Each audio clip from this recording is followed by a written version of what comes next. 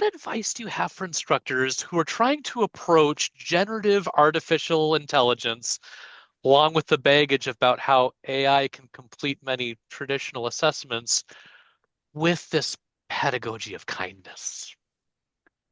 So I got a couple answers to that. One is that last week I went to a professional development seminar about asynchronous online learning in the AI era, Yeah. led by Naya Bond and Karen Costa, because it's not like I got to a mountaintop and I know everything, right? Yes, So exactly. I very much need to continue to have professional development too. Hmm. So I went to learn from them. And one of the most powerful things that Karen said was, it is not our job to fix AI.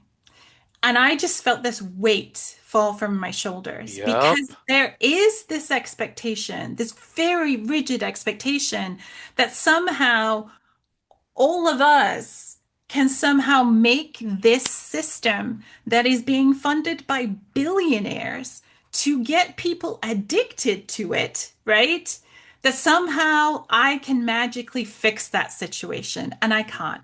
None of us can, right? The one person who can is like Sam Altman or something, and he shows no interest in doing it, right?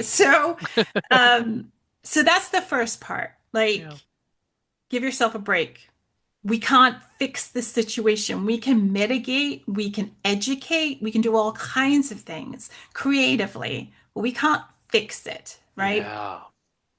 The second thing is that I believe very strongly that our students make great choices when they have the information they need to make great choices. Okay. And things like ethics related to generative AI are things that most of us are developing, right? We have not come up in an age where that was something you talked about from your earliest school days, right? This is new. Yep. And so I spend a lot of time with my students talking about the ethical dimensions of using this technology. We talk about labor issues. We talk Yeah. about the environment. Yeah. We talk about the conflicts that this is fueling in Africa, for example. We talk about who gets access to it and who Yeah. doesn't, and Yeah. who is getting money from this and who is not. We talk about them stealing people's stuff, right? Like taking books and articles and putting it into the corpus, right? Mhm. So we have these wide-ranging conversations. I dedicate one class period at the beginning of term to us reading some different things about all of this and then having a really robust conversation about it. Yeah. And what overwhelmingly comes out of those conversations is that my students did not know this stuff, right? Not their fault they didn't Nope. know, Yep. but they didn't know. And when they do know, they make different decisions. And so that is one way that I have chosen to handle it. There are other great ways that people have chosen to handle it, right? I'm very, what's the word? I'm very impressed with people who have their students do a lot of transparency work around Yeah. generative AI, where they have to do some metacognitive work if they do use it, where they're like, what did you use it for? How did it work? What Yeah. did you learn? What did you maybe not learn because you did it this way, right? I think that metacognitive piece is vital if we want to keep our students learning and thinking, even if they're going to be using generative AI in some way. Those are, yeah, very, very inspiring, very hopeful takeaways and actionable takeaways Right. going on. So thank you. I appreciate that.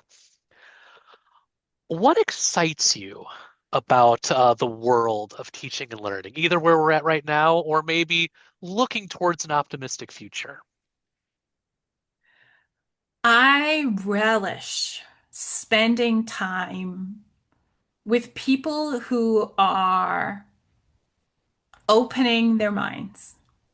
And I have a class right now, a seminar, very small, um, but where we've had the most incredible conversations about power and How does that affect what gets saved in an archive?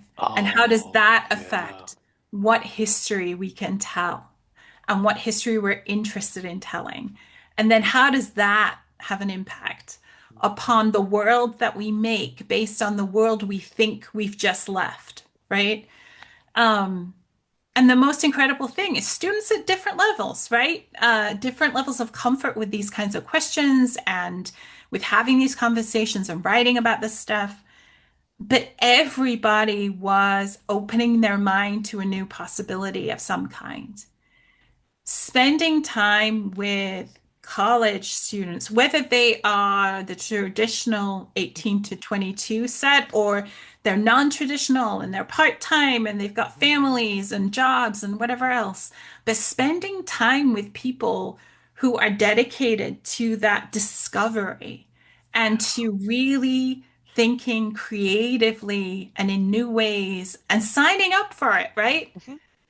Constantly signing up for it and saying, like, yeah, that's a thing I want to do. That's so exciting to be Yeah. around. And Yeah. it rejuvenates me regularly. I get as tired and burned out as anyone. There are Yep. so many things we don't control. There are so many ways in which higher ed is limping along and very dysfunctional, right? But the essential work of meeting a student and having an interaction where both of you are changed because you have learned something together. That's exciting. It's always going to Yeah. be exciting to me.